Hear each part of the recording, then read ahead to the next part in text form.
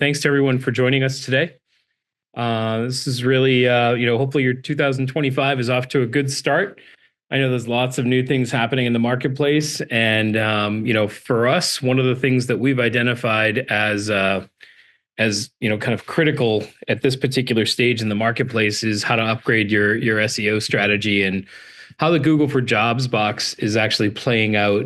I think that if you're not familiar with HireClix, we'll do a little intro on that.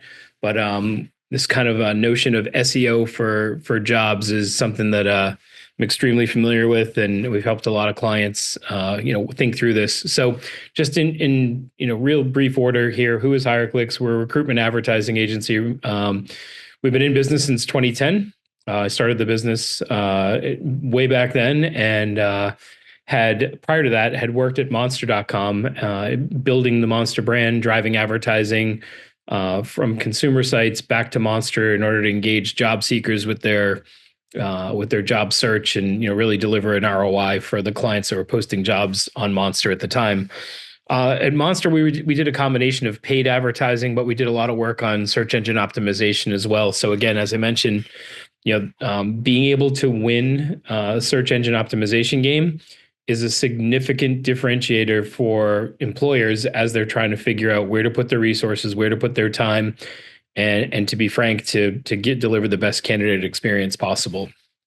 Recruitment ad agency is our core service. We manage media, advertising campaigns on Indeed, LinkedIn, help negotiate contracts, monitor sourcing effectiveness, and then tie it all back together with your ATS data. So it's really looking at every dollar spent, having that in our new dashboard that we released, where every dollar you spend on your budget is available, and you can assess what's working and what's not working. Has been a great upgrade for our clients, and really, if you haven't seen it yet, then it's certainly something you'll want to check out. In addition to that, we deliver creative and career site services for clients. So really excited about the career site solutions that we're putting out in the marketplace today. And then lastly, but certainly not least, we have a talent acquisition consulting business where we're helping people develop their EVP, assess their TA operations, select and implement and optimize their technology investments in iCIMS and Workday and Greenhouse, and all kinds of great solutions like that. So really, a one-stop service provider that can help kind of problem solve and learn about your business in order to be effective. So we'll jump right into it. Again, feel free to pop questions in there. Rachel will highlight them as we go, and jump in where it's necessary. This is about you and understanding, upgrading your understanding of search engine optimization and how you can make an impact on your own strategy and your own business. So with that being said, when we talk about SEO and job search, there's really kind of four categories that that I think of as we give guidance to clients. A branded employer job search, so company name and jobs, and what does that do? What does that result in on Google? The next one is a job title. Maybe I don't know which employer I'm interested in, but I just type in that I'm interested in warehouse jobs in Philadelphia, or software engineer jobs in RTP, North Carolina. In addition to that, I might just one of the things that's always an interesting fact that we hear from Indeed is that a lot of their biggest job search category is often a blank search, but just the geography. So someone just might look in Atlanta, Georgia jobs, and so how do we sit in all these different factors? Regardless of how many job boards are out there and the domination of Indeed and LinkedIn and Glassdoor and ZipRecruiter, who we kind of consider the top, job boards at this particular time, so many of those searches still start on Google. And that's really where we'll spend most of our energy and time today talking about that.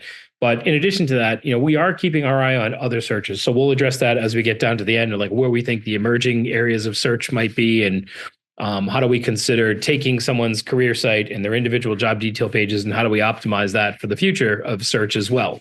So jump down to the next one.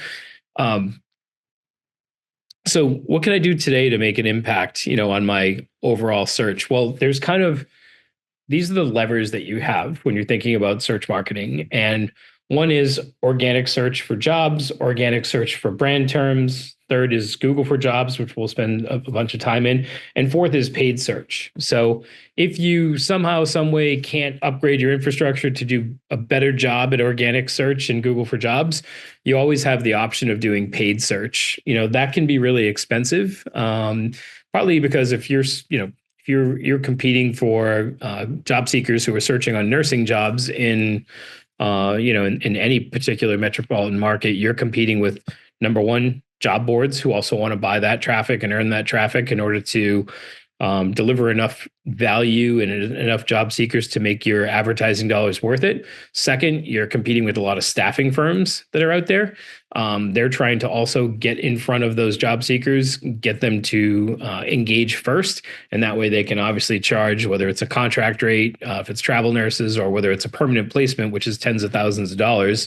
There's a lot at stake. And so you're kind of competing with those other stakeholders who have business models completely built around the traffic that they drive.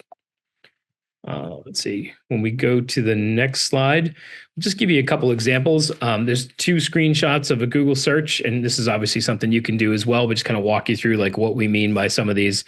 So on the left-hand side here, you've got nursing jobs in Washington, D.C. So this would be a job title search in a specific geography. And you can see the top three here are all sponsored jobs, all sponsored ads. So it's different from a sponsored job that might happen on Indeed. So you've got Incredible Health here, you've got Nomad Health, and then you've also got Indeed sponsoring their ad in order to drive traffic there. Right below that, you'll see the top of the Google for Jobs box. So in that top of that Google for Jobs box, you can see that there's a posting for Johns Hopkins Medicine. So in the next screenshot over on the right of the Google search, we just added the Johns Hopkins brand. So what happens when we do a branded search by job title in a certain geography? Well, you can still see that there's a persistent advertising campaign for Incredible Health, which means they're spending a significant amount of money to cover not just nursing jobs, but they're also either bidding highly enough to, that they're actually bidding on the Johns Hopkins keyword. And don't be mistaken if you think that competitors and staffing firms are not bidding on your company's name. That is absolutely happening. But right below that, you can see that Johns Hopkins themselves is in their own campaign, they've actually represented that they're actually putting ads out there as well. So that's kind of a nice strategy to supplement what you're trying to do. When we talk about search advertising, we talk about dominating, above the fold, above the page, before you have to scroll down. And, if you've got a sponsored, Google ad campaign, you've got a better chance of dominating that top half of the page. That said, below that, you'll see in the Google for Jobs box, you've got a couple listings directly from Johns Hopkins Medicine. And then down below that, this is like where things get hairy and things start to kind of make me anxious and trigger like anxiety when it comes to the candidate experience. You've got in that third spot, you would expect that, like, again, we've done a Johns Hopkins branded job search, and here's this random job from a job board called BB. Now, I've been in the industry since 2004, so over 20 years. And, BB is like one of these brand new job boards that's popped up and has started to create more visibility. And to be frank, they should have no business ranking that high when it comes to a branded search. And that's one of the key things we're going to talk about today. Why is that happening? What are the consequences of them creeping in on your brand, and what should you do about it? So when we jump into the impact in that Google for Jobs box, it's worth talking about what a schema is.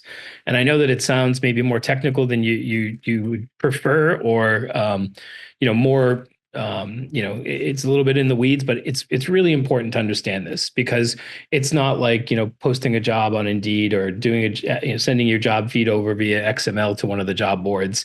The way that we get jobs into the Google for Jobs box is not necessarily unique. It's just how Google consumes data.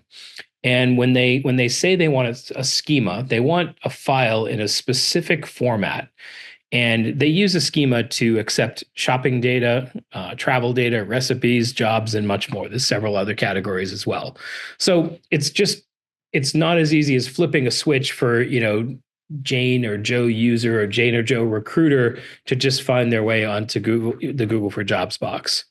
And, here are a couple, it's a little bit of a busy slide here, but obviously there's a couple examples of, common things that you see every day, where you see, the shopping schema brings in Nike sneakers in and formats them in such a way that they're, easily searchable with the navigation on the left, that has an image and has a price and has a title and has reviews all attached to it. So all of these things are very, very useful when they're submitted to Google in a schema. Google can then take it and present it in such a way that gives the consumer what they consider the easiest and best experience, and often the fastest experience to get to the result that they want. Now, for the second one here, you can see that this is how we, I'm sure many of us have looked at travel on Google, and they accept, real-time flight information, all that kind of good stuff in order to present this, Google Travel kind of interface. And then lastly, I could probably do with less apple pie over the holidays, and I'm probably still paying for some of that, even though it's mid-February. But we're very familiar with how recipes are presented as well. Now, when we bounce over to Google for Jobs, we just did a basic search here, accounting jobs in Boston. And so what you see at the top is Indeed. So Indeed is ranking, and what I mentioned earlier, an organic listing. So Indeed is the best site available according to Google's ranking for someone interested in the search query accounting jobs in Boston. But right after that site, Google slots in the Google for Jobs box. And you'll notice in here, there's a job from Indeed in here, there's a job from LinkedIn here, and another job from LinkedIn in here. So, companies, mostly job boards, are sending their jobs off to Google in the specific schema, and they're able to dominate the results. And again, it's just a different way compared to the organic traffic, which is like, their regular web pages. And that's what you see in the top here with Indeed. That's their regular web page for accounting jobs in Boston. And they've submitted that to Google to be crawled and be available for search. The Google for Jobs box takes the job data specifically about each individual job, not necessarily about each individual page, and pulls it in. And that's how Google is organizing all that job data. So really what you have here is an opportunity to show up on Google twice, right? You can show up if you have really good SEO for your pages on your career site, or pages in this particular case on a job board. But really what we want to do is we want to improve our SEO and for our regular career site pages and for our job detail pages in order to get a better presence there, so we can get our fair share of that free traffic from Google and that free traffic from Google for Jobs. What we eventually want to do is we don't only want our fair share, we really want to dominate Google results. And so just as an example here, the 99 Restaurants is a client. They actually leverage our career site technology, that career site technology, which again, creates a great candidate experience, improves conversions, but it also creates, the ability for us to be able to send off their regular pages off to Google to be indexed. And that way we can get organic SEO value for that. But it also allows us to take all of the jobs that we've pulled out of their ATS, put them in the Google schema, and submit it to Google for Jobs in order to be accepted via that, all the proper fields for the schema in order to show up properly. So when someone does a branded search, and what I mean by that specifically is if you're looking at the Google search query box here, you can see that we've typed in 99 jobs in Saratoga Springs, New York. So the first three results here at the top are what I would consider organic SEO, regular Google results for the search pages that rank best for that query. And you can see here that this is jobs.99restaurants.com. That is the career site that we're hosting. So because we've done a really good job of the URL structure, the location structure, then we're actually ranking ahead of Indeed in that particular position.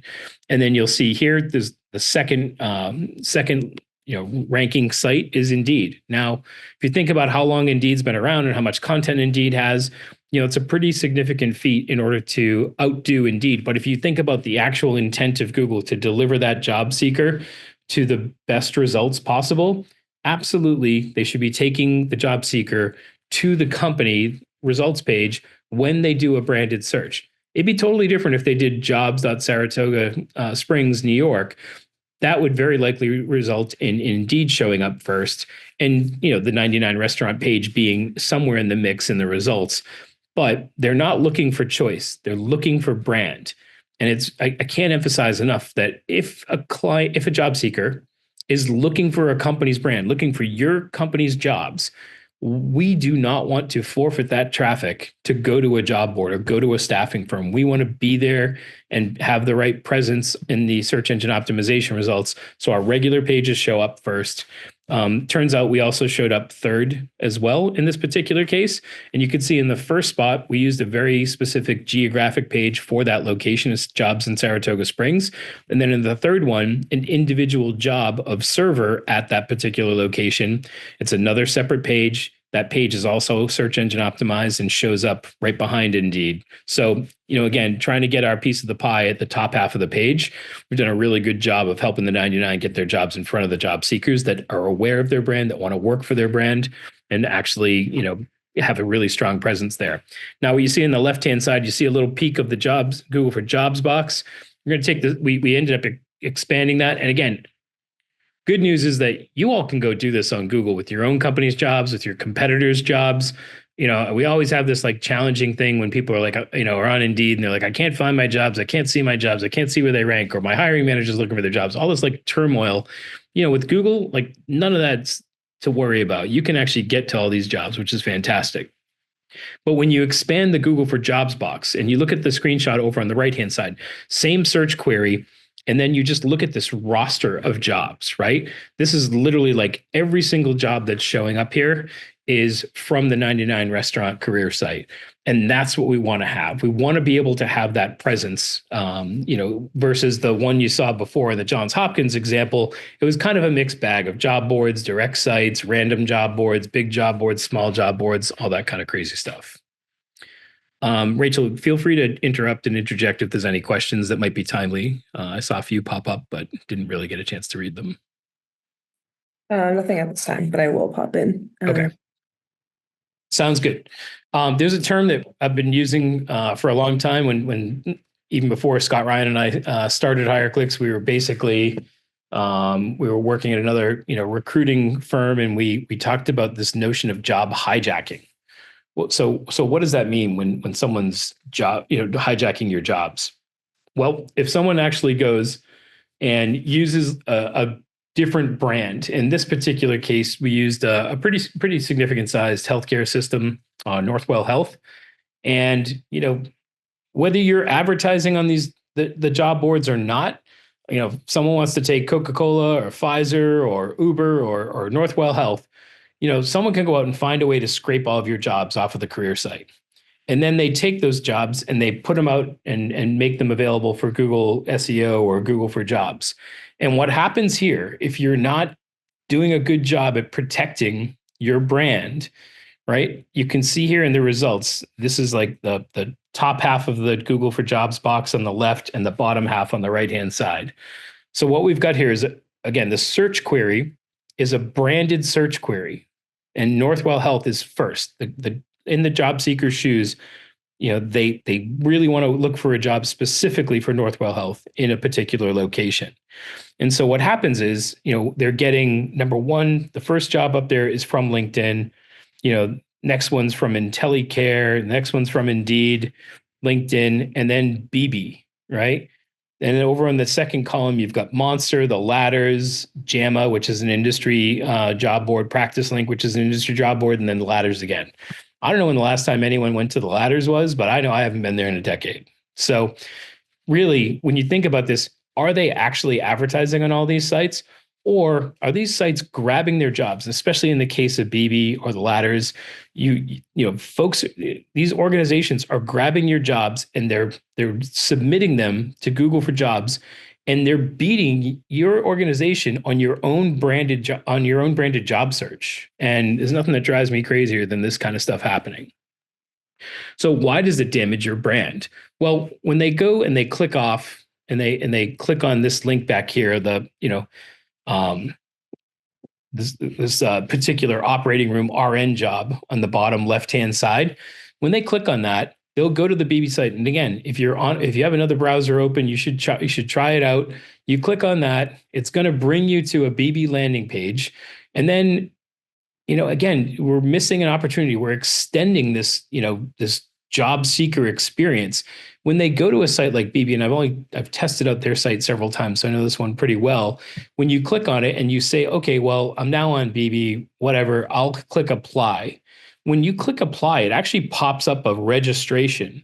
So now I have to log in with an email, maybe a phone number, my name, maybe a password. So all of a sudden now BB is hijacking my job, using it to force job seekers interested in my brand to create a profile in order for them to get to the particular operating room RN job that they're interested in. So when you think about from a candidate experience perspective, that is a pretty lousy experience. You know what I mean? And if this gateway sign-on factor means that BB and other sites are actually building their database by again hijacking your brand term, and they're actually using your jobs to create more job seekers that again they'll build up their users and then try and go sell advertising. I mean, the chance of a job seeker abandoning that apply or at some point in time, if you actually get past that, when you get past that BB registration, again, your individual experience might vary, but the job that I went on and checked out, it actually took me to another job board, Lensa, that then when I clicked on that job, it brought me to another job board. So it literally took me 4 hops to get to the actual job that I was interested in. So this is like actually absolutely killing your experience. And if you're doing programmatic advertising, you're doing other kinds of job board advertising, you have a similar problem where job boards are reselling traffic. They're taking your jobs and they're reselling it to other job boards. And so people are making many, many hops along the way. And again, that's just going to kill your candidate experience. It's going to kill your conversion rates, and it's definitely going to impact the perception of your employer brand as well. Neil, can I jump in with a question with Please that? do. Yep. Is there a way to get our jobs off of the BB or not being a victim of job hijacking? And are most companies victims of this in some way or another? Yeah, so it's rampant. Like, I mean, I think that most companies are absolutely, victims of it. I would be hard pressed to give you an example of someone who has, mitigated it. And there's a couple ways if you did approach, if you did reach out to BB and go through their contact. I haven't tried it specifically with them. We have had some success removing jobs from job boards, in the case of the ladders, or in the case of, do we actually have a campaign on Monster? You're more likely to have an assigned rep at Monster, whereas something like BB might be like a contact email, and like you may hear back, you may never hear back. So you can ask to have your content removed. That being said, it is publicly available, and it's something that you can, I would say it's 50-50 on some of the BBs of the world, but you can always ask. And especially where someone like Monster or ZipRecruiter or someone like that, where you have a potential relationship, it would be kind of foolhardy for those folks to risk, your relationship with them if they ever want to do business with you. And that's how I would position it to them, to be frank. I think the other angle is to, kind of take the approach that like, okay, well, Google naturally wants to give job seekers the fastest way to get to the end result. So if I can improve how I'm positioned as a brand, as an employer within that Google for Jobs box, as Google kind of does its scoring and does its judgment, if someone types in that branded term, then Google's going to give me the advantage. And I think at this stage, we have the data of over 2 years worth of data on how that works out. And so we do often see 99% of the time that the brand itself will raise to the top, and, it may not have 100% of the jobs if you expand it to, 10, 20, 50 jobs, but you're probably pulling in 80, 90% of the jobs that are all the first option is applied directly on the employer's site. So it's a good question. So then we'll just bounce into, what does SEO success look like? So when you actually deploy a strategy, We work with Peraton, who's a government contractor. We did a full, again, the intent was in this particular case was to do a full career site upgrade, better candidate experience. If you again Google, Peraton careers, you'll see the impact in the search engine results. Just a real simple query, and the Google traffic year over year, 2024 full year over 2023 full year, the overall organic traffic. So again, remember there's two parts of Google that we talked about. One is just the page traffic, went up by 200% because of the upgrade. And the Google for Jobs traffic went up by 322%. So we saw a really significant upgrade in what we're able to do for Peraton. And that's over the course of, a full year's worth of numbers. Just to give you a sense of what it looks like, again, simple search, Peraton jobs. You can see here, we've got, the overall search page for the Peraton career site. You've got again, a couple sub pages, which are here, and that just depends on how you submit the sitemap to Google. Sometimes you can get these other subcategories to, again, steal more real estate at the top. And then you've got another second, search result here with Peraton careers. And then the top of the Google for Jobs box. Then over on the right-hand side, you see the continuation of the Google for Jobs box. Same search query, it's just the Google for Jobs. You're seeing all results, all directly from Peraton careers. So again, it is really, important to think through what do I have the capacity to do right now versus what do I desire to do for the long term. Not everybody can turn around and, set up a new career site. That's a significant project, it's a significant budget sometimes, but there's definitely a way to activate on the Google side without doing the whole career site design. And then eventually, you'll catch up and do your career site design to match, the brand, the EVP, all that kind of good stuff that you have, when you're ready to do that. Again, we mentioned the 99 earlier. The 99 went live on December 30th. So when you think about that, like we are literally like, 7 weeks into the 99 having a new career site. And the overall application volume, in January this year over January of last year, are huge numbers. So we've seen 122% increase in application volume overall for the career site, and then we've seen a 700+% increase in applications via Google. And again, that's all Google for Jobs and Google Organic combined in this particular case. So it's a pretty big bump. And the last metric is a little bit different. We've effectively, there's often a lag time between when you take a job down off your ATS and maybe somebody shared a job on LinkedIn in a post or on Facebook, or in this particular case, when we send jobs out to Google, it's not real time. Google picks up the schema at a certain schedule.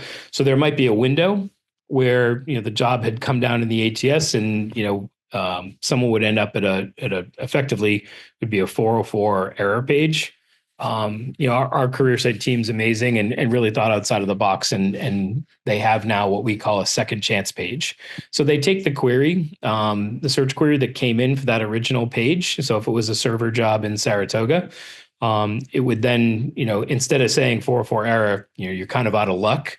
What they've done is presented a second chance page. Says, hey, that job's no longer here.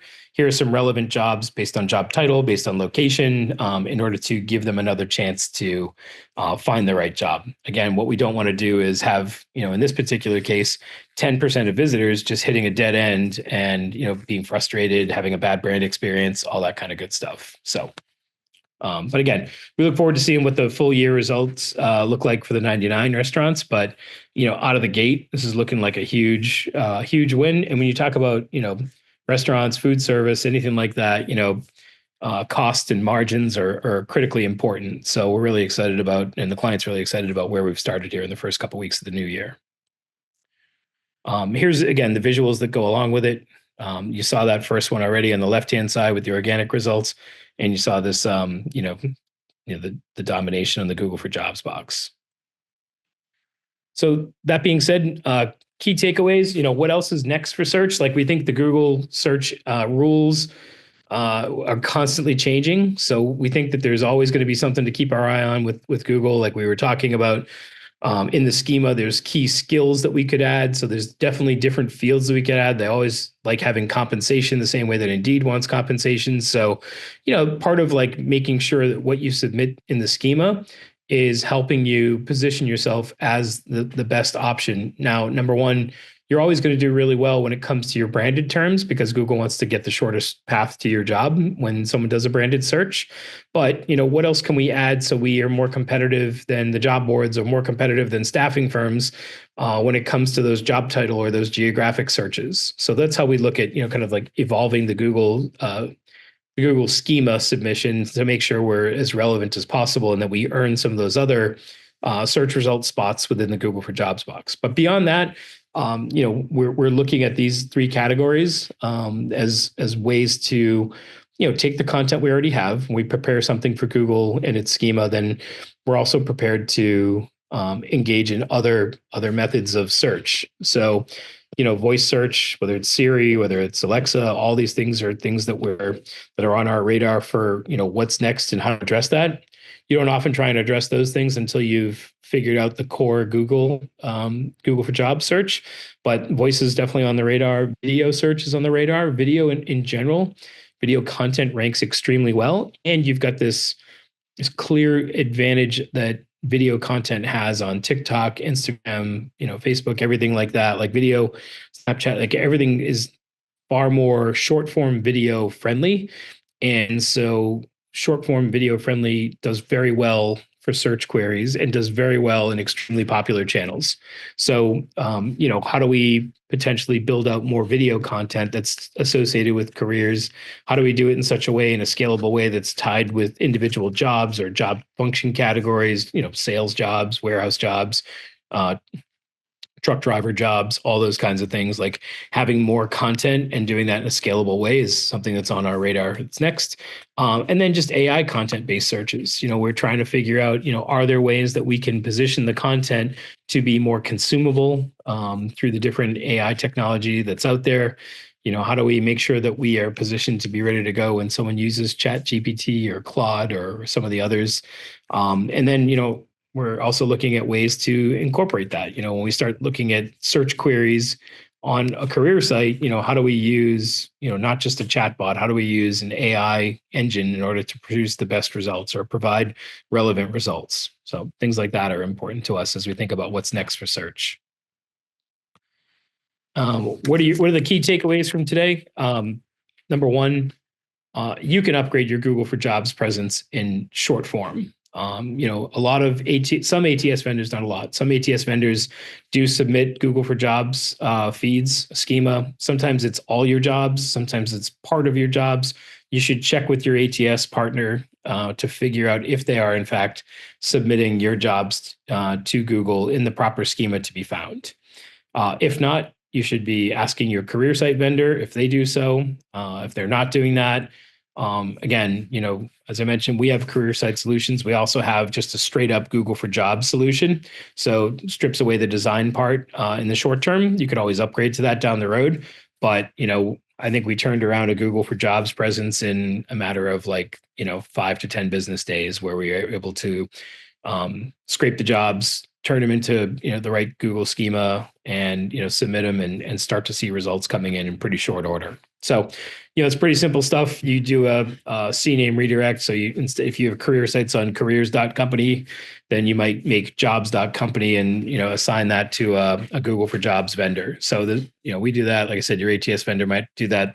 They probably already have that CNAME with the subdomain on it. Second thing is be aware of what's happening. If you think that, some executive or some, hiring manager isn't looking on Google to find out, to find their own jobs, it's probably a miss there. You want to be able to talk to this, understand it, understand how you rank, how your company's jobs rank, how your specific jobs rank. You really want to, if you can, assess who's hijacking your jobs.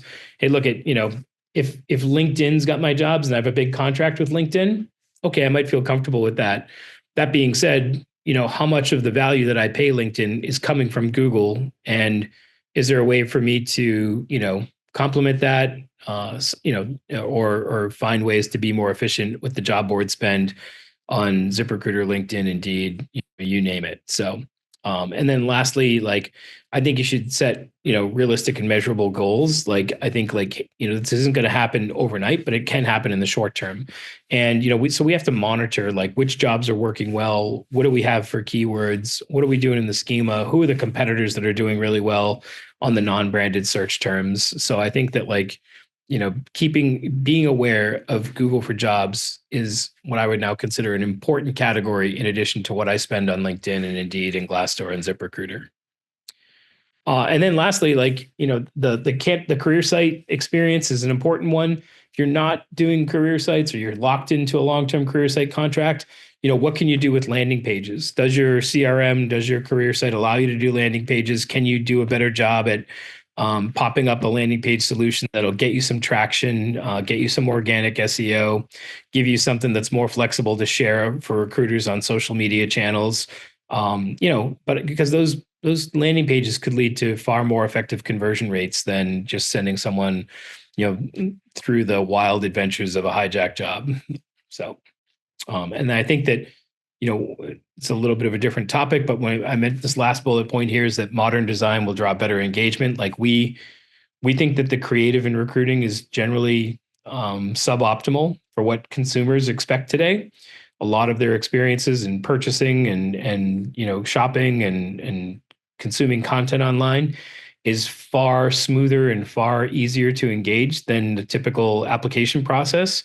So we see as an overall trend, a lot of changes need to be made when it comes to developing more fluid designs, better engaging sites, and easier to use application processes. So those are some of the key things that we're thinking about as we kick off the new year.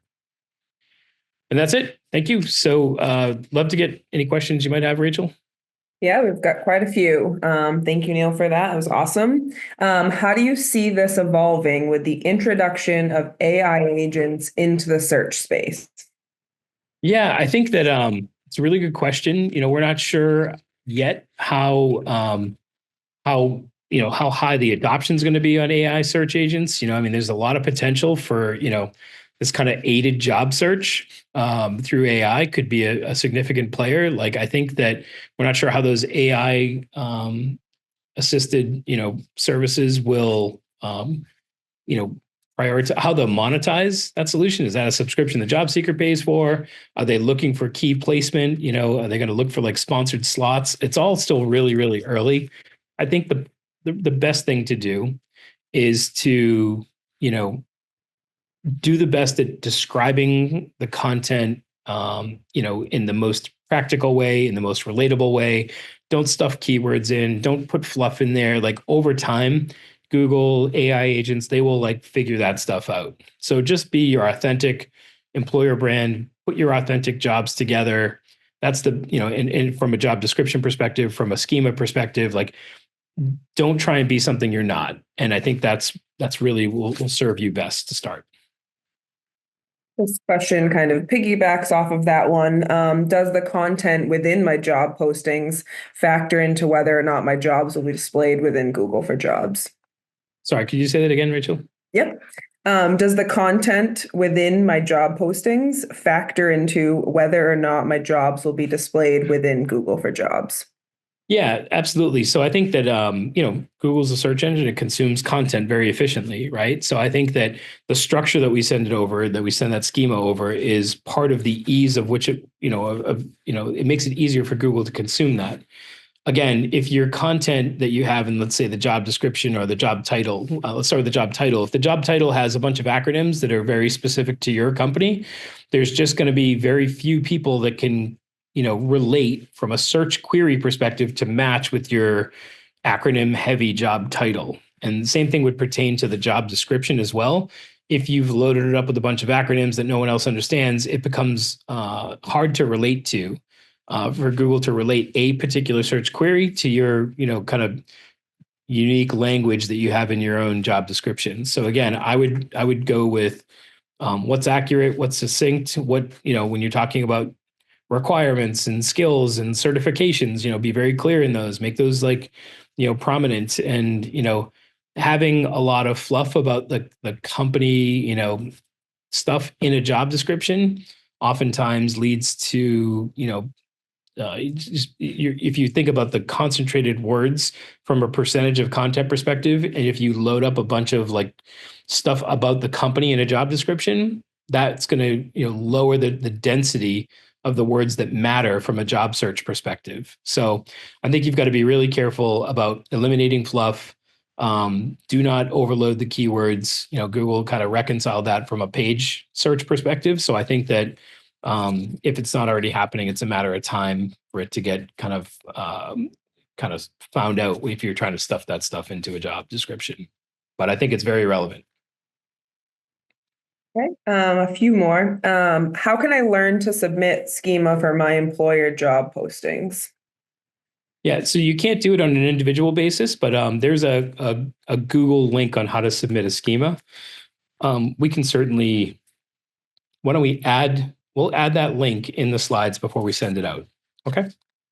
Perfect. I mean, and again, even if you pop open a browser now and you put Google schema for jobs, I'm sure it'll be the top couple of results too. But we'll include a link in the slides afterwards. And then why do I have to worry about Google for jobs if I am advertising on job boards that get displayed in Google? Yeah, it's a really good question. I mean, that's a conscious choice, right? Like if you see, like if you put your brand term into Google and you look at the jobs box, Google for jobs box, and you see LinkedIn and Indeed and ZipRecruiter and all those folks there, and you're advertising on all those sources, then I think that's one way to do it. Like the bottom line is though, you could submit, either you submit it through your ATS or you find a way to do it through your career site. It may cost you a few bucks, but it's probably a fixed cost and a lot cheaper than what you're being charged by all of those job boards. I think it's kind of good housekeeping to make your jobs available for Google and make them available there, because you don't get paid. You don't have to pay on a per toll basis, right? You're not paying every time someone clicks on that. We've got models where people can't swing the infrastructure up front and pay for that kind of monthly subscription, and that way they want to go in a consumption model where they pay per click effectively, like if you're going back to old school simple Indeed days. So that's a possibility.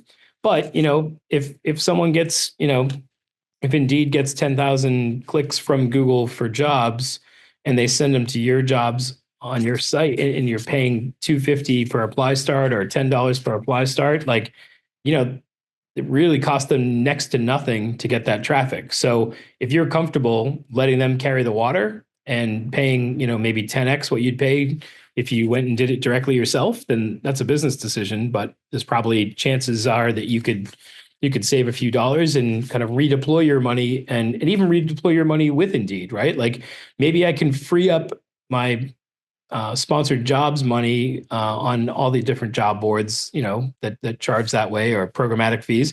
Maybe I can go do more employer branding. Maybe I can do ads on, we've had a bunch of clients do ads on like Reddit and Spotify, and we just activated connected TV campaigns on Hulu, Paramount Plus. Like imagine being able to do, employer branding with that extra money, right? Imagine hiring, buying a technology that has, AI, technology embedded to improve your processes. Maybe, maybe building more video content for your social channels. Like there's a lot you can do if you get a baseline of traffic that is, little to no cost because you've done the right thing on Google. I mean, I think the 99 and Peraton are in that particular position, that like that client of ours now has options versus being hamstrung by putting all their money on like direct response job boards. They've got like, because they're earning a lot of traffic from the Google for Jobs effort that we help them with, they now have a little more flexibility in their budget. Budgets are not like going up by 10, 20, 50%, right? So how do I do more with less? And this is one of those rare occasions by, if you can get really effective with Google, you might be able to save some money and do something interesting, again, on Indeed or on LinkedIn, or, Indeed's new EBA solution, or do hiring events. Like there's a lot of things you can activate when you have, and you've kind of taken care of business on the Google for Jobs box. Perfect. One last question. Should I be using my company name and location as keywords in every job posting? Yeah, I think so. Like, I think, your job title and your location are key. Like, when you have, when we think about the SEO assets and when we think about relating to what someone searches for, again, it's amazing if they type our company name, our branded term in that's Google's Google box for search. But I think that it's more likely they type a job title and a location. When you go back to Indeed's page, it's like what and where, right? And so you're going to definitely want to have a very clear job title, and have a very clear, location that's available. So, yeah, I would consider those like absolutely critical, and even like how we, when you look at one of our career pages, if you go to like if you go to like a Paratona or 99 career page, and you go to an individual job detail page, what that page title is, right? That shows up like at the top of the browser. That's all very intentionally done in order to score well and be available for Google on the organic search result side. But then that same content also translates into being in a better schema format to go out to the Google for Jobs box. Good question, though. Awesome. We did have one more question just come in. Do you Sure. have some time to answer that? Okay. It's a little long. So, how can we dynamically optimize and personalize our job postings in real time based on search behavior, candidate intent, geographical trends, algorithmic changes, and competitor movements while maintaining compliance with evolving Google for Jobs indexing rules and ensuring ATS integration for a seamless candidate experience? So I think there's a lot of factors in there, and you probably wouldn't be able to address all of them in one particular exercise. So I think you have to start with the basics, right? Like you have to start with like, you know, knowing what your most important jobs are, focusing an effort on creating an impact there. So what's my baseline I'm getting from Google or I'm getting from job boards? And then when I optimize, if you change too many things at once, you can't tell what actually made an impact on those particular jobs. So if you make an impact and change the job title, job location, job description, and then you see what happened on Google, that's the best way to approach it first. And then you move on to the next thing, and you give yourself 2 weeks, 30 days to assess what impact each change makes. So I think you'd have to break down that roster of all those things, and you'd have to set up a timeline and say, okay, for the next quarter, for Q2 of 2025, I'm going to test all of these things on this subset of customer service jobs or sales jobs. And I'm going to address each of those individually, each of these kind of features or things that I want to find out what variable is most impactful. When it comes to your competition, that's the one I would probably put as like an outlier. Again, because you can see what your competition is doing in Google for Jobs versus if you're going out to Indeed and you're trying to find someone's jobs on Indeed. It's a little harder to do that because Indeed relies on their match relevancy more than Google does. So I think that you should probably be looking at what your competitors doing on Google.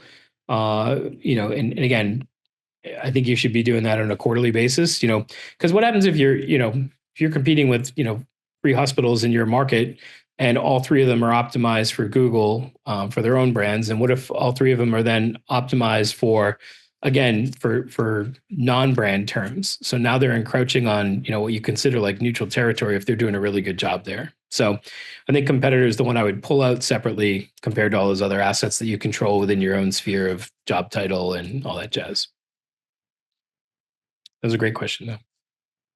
Yeah, it looks like that's all of them that have come through at this time. All right, great. Thank you so much, everyone. Really appreciate the time. Hopefully, this was valuable. You're all welcome to connect with me on LinkedIn, and happy to answer any other questions. But again, this is something that can make a big impact in a short window, and again, give you a lot of flexibility when it comes to freeing up some budget. So all the best to you, and thanks so much.